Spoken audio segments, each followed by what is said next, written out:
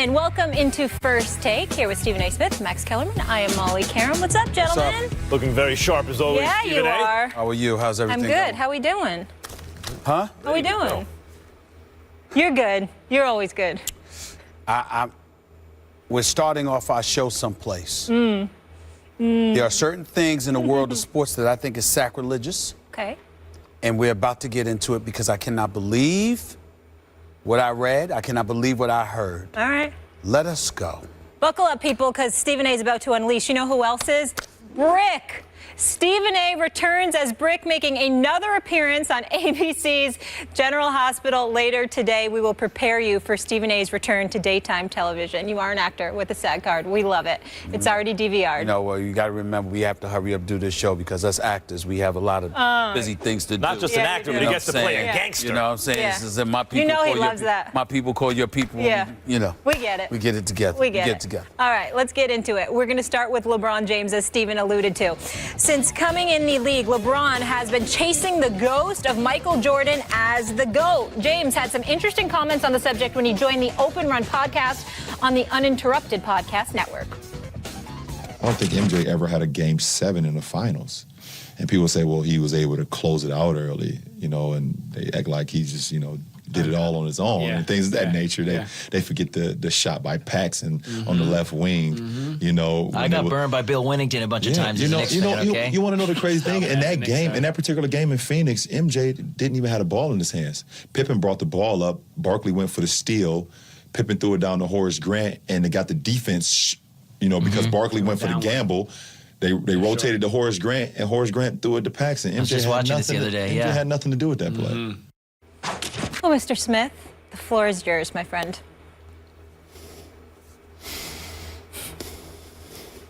You know,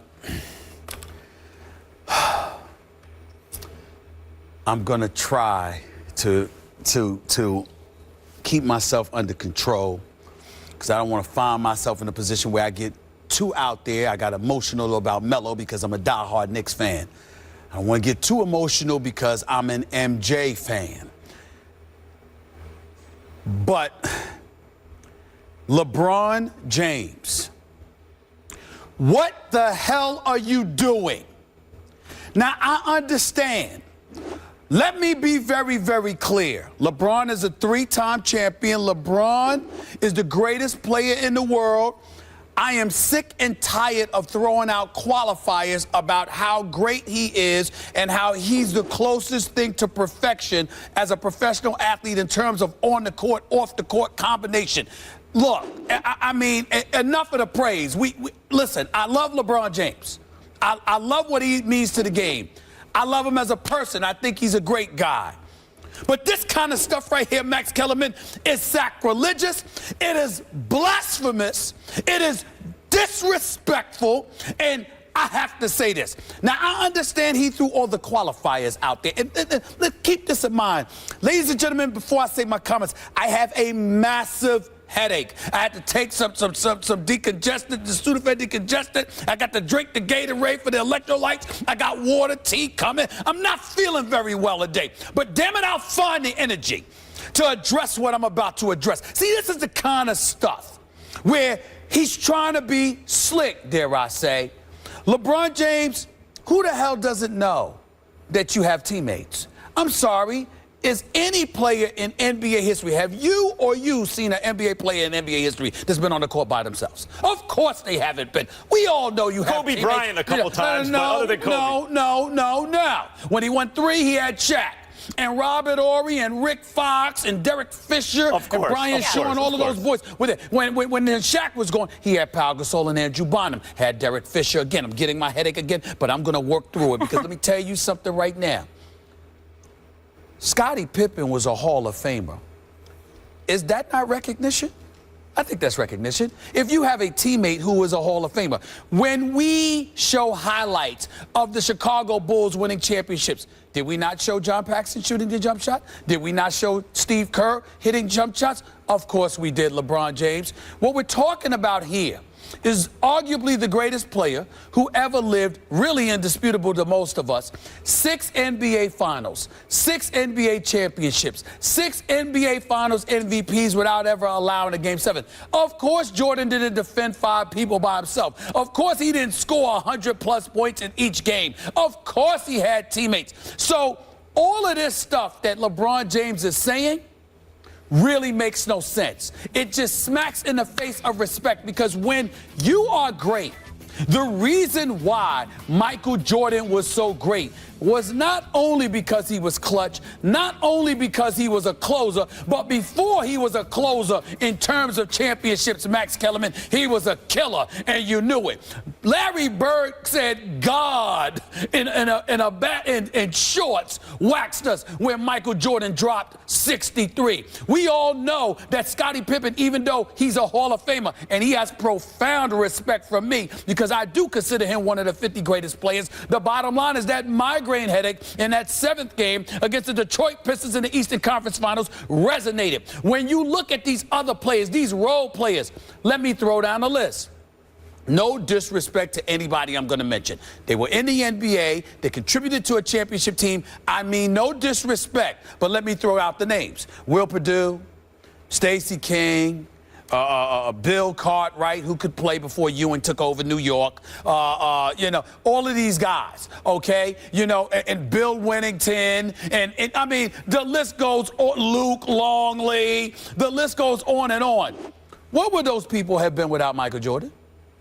We all know the answer to that question. So when LeBron James becomes suddenly, professorial, and starts waxing eloquently about the nuances of basketball, this is exactly the kind of thing that led to the damn 4 finals losses. Because what I'm not all for, because we know that 2 of them really were not his fault at all.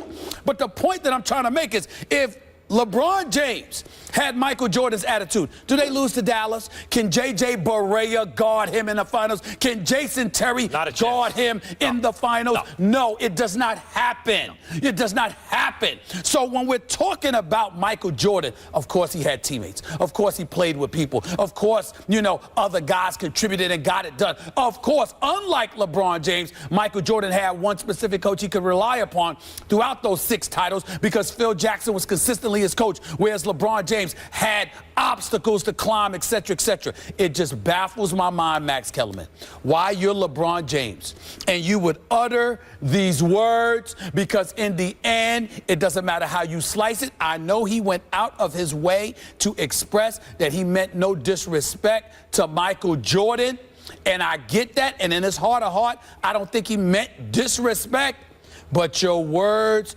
come across as, at the very least, lacking a true appreciation and being a bit duplicitous, because when you are a superstar and you are the man, you know what the hell we're talking about. Don't act like you don't know what the requirements are that come along with that. LeBron James, God bless him, because thank the good Lord he is the man in the NBA, because he makes my days better throughout the season.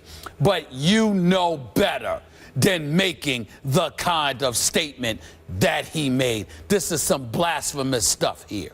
Like you, I love LeBron James. I love almost everything about him. Like, I love the kind of example he sets. I love the way he plays basketball. I love his game. I love the fact that he exists and we get to cover him, the whole thing.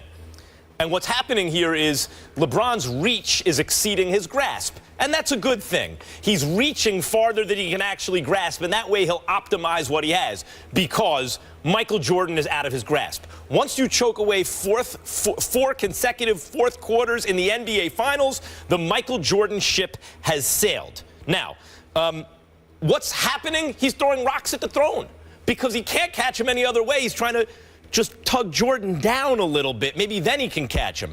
Talk about teammates. Like LeBron didn't have Dwayne Wade and Chris Bosh, and now Kyrie Irving and Kevin Love. And, there's this, people think that Jordan gets mythologized out of proportion. In fact, if anything, he becomes underrated over time. One of the favorite narratives in the NBA is Jordan had to learn how to win. He couldn't get by the Pistons. Nonsense. Jordan never played with another All-Star in his career until Scottie Pippen came along. And the first time Scottie Pippen made an All-Star team, they took the Pistons 7 games, and Pippen couldn't play in Game 7 because of the migraine, and they lost in 7 games. But Pippen wasn't in his prime yet. Check his PER, check all the advanced stats. Pippen reached All-Star level, then the following year hit his prime. So the first time you give Jordan an All-Star, he takes the defending champs 7 games and may have beaten them if that All-Star was available in Game 7.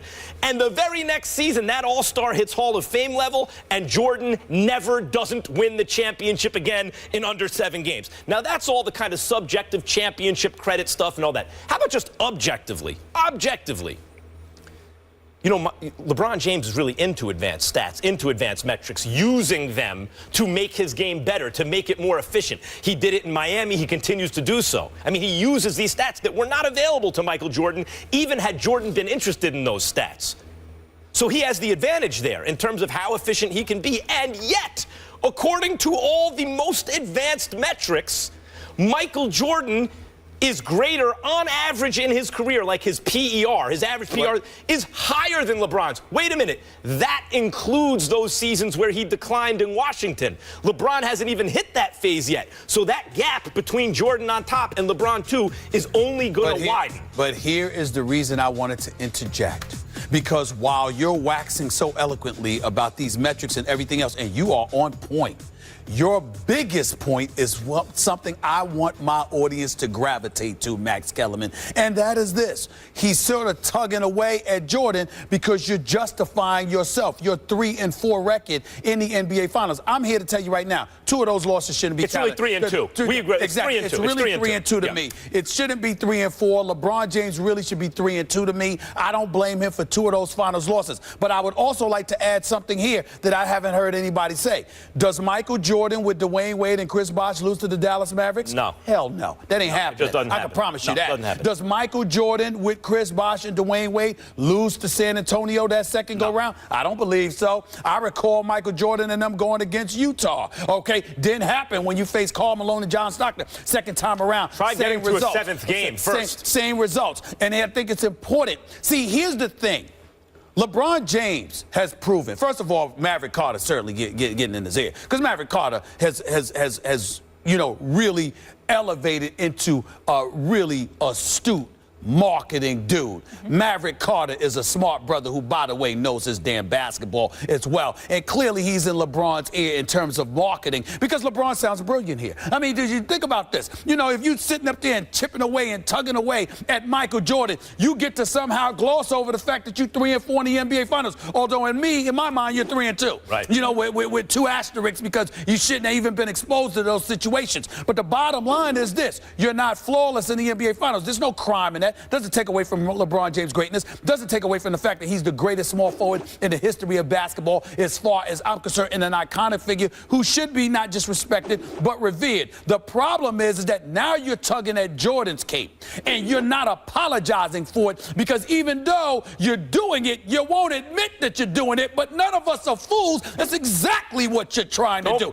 And it's not going to work. It's not going to work, LeBron. You can't sit up there. Look, LeBron James played with a bunch of no-names when he went to the finals, the first go-round with Cleveland against San Antonio. We understand all of that. We get the part that you got to have teammates to win. But when you bring it up, in this particular instance, for Michael Jordan, what in God's name would be the purpose for going on a damn podcast to talk about how, Michael Jordan had teammates? Steve Kerr shot. John Paxson shot the ball. Oh, what? For what? Why? If the question is basketball, the answer is Michael Jordan. Not because he's from your era, because there's a whole generation of kids now who's going to swear by LeBron James. Because if you're watching LeBron James, it's hard to imagine that anyone was ever better than that. But kids, I'm here to tell you there was someone better than that. And the record shows it, not just the finals and stuff like that. All your advanced metrics also show it. Yep. But everything that you just said also shows it. And when he brings up the, which shot did he bring up? The Paxson shot? Right. What about the Kerr shot that won the final? That was Jordan Jordan drawing the attention of the defense and then dishing. The idea that his teammates don't get credit when, as you mentioned, Scottie Pippen's considered a top 50 all-time great. Dennis Rodman's among the greatest defensive players, probably the greatest defensive player. And also a Hall of Famer. And also a Hall of Famer. Right. It's absurd. This is another Jay-Z line. Don't bark up that tree will fall on you, LeBron. Just like, leave Jordan alone. Because, Stephen A., when all is said and done, I believe that LeBron James will go down as the greatest non-big man, meaning greatest non-center, who ever lived whose name wasn't Michael Jordan. I think he's going to go down in the end ahead of Magic, ahead of Bird, ahead of Kobe. I think he'll be number one of all the non-centers not named Michael Jordan. Well, see, but the Jordan ship is sailed. But here's the problem, and let's mention Kobe in that breath. Because Kobe's all-around game per se, even though Kobe would argue differently, because Kobe would tell you the different coaches he had to play against. He had to play the point guard spot. You know, he had to do a lot of different things as well. Kobe is not just some scoring machine, and Kobe could play some defense as well. Kobe would make the argument in his favor in that regard. Here is where I would make the argument in favor of Kobe. Not about skill set, because we see the all-around, the physical specimen, and the presence that LeBron James had. Here's where Kobe was rightfully mentioned as the heir apparent to Michael Jordan. What LeBron James has matured into, Kobe and MJ came in the league with that attitude. This is the reason why we're debating this, the reason why we're having a discussion about this. What everyone out there needs to understand is that LeBron James, once again, do you know what LeBron James is in this article, in that podcast? He's the LeBron James before he ever won his first title that was at the All-Star game that had an opportunity to go one-on-one against Kobe and instead tried to pass the damn ball to Dwayne Wade. And Kobe's like shrugging, like, what are you doing? No, Kobe, Dwayne Wade, Melo, everybody was getting in his face. What you doing? You pass the ball for. Even in an exhibition game, he's trying to make the right play instead of stepping up and saying, I'm the man, I'm going to do this. The second LeBron James adopted that mentality, he became a champion. By the way, you so said that means Jordan and Kobe had a champion's mentality. LeBron had to grow to that point. And yet, that's still, the I still think LeBron's going to probably wind up ahead of everyone but Jordan, who's not a center quickly. Probably. We bring up the fact that you and I consider him 3-2 in the finals, not 3-4. I think just to give LeBron credit, it goes beyond that. Even though he lost 2 years ago to the Warriors, not only is that shouldn't that be considered a loss, that's one of the greatest finals performances of all time. To me, he's 3-2, but the asterisk is not that two of them are taken out. It's that he deserves extra credit for the one that we don't even count as a loss. That was an absurd performance. And just for perspective, LeBron in his 13th season and MJ had won a 6th ring in his 13th season. This is Stephen A. playing hurt. Pretty impressive. When we come back to the NFL, Roger Goodell back in the news as the NFL puts a deadline on players to talk about PEDs. You don't want to miss what two of the NFL's most notable players had to say about the commissioner after the break.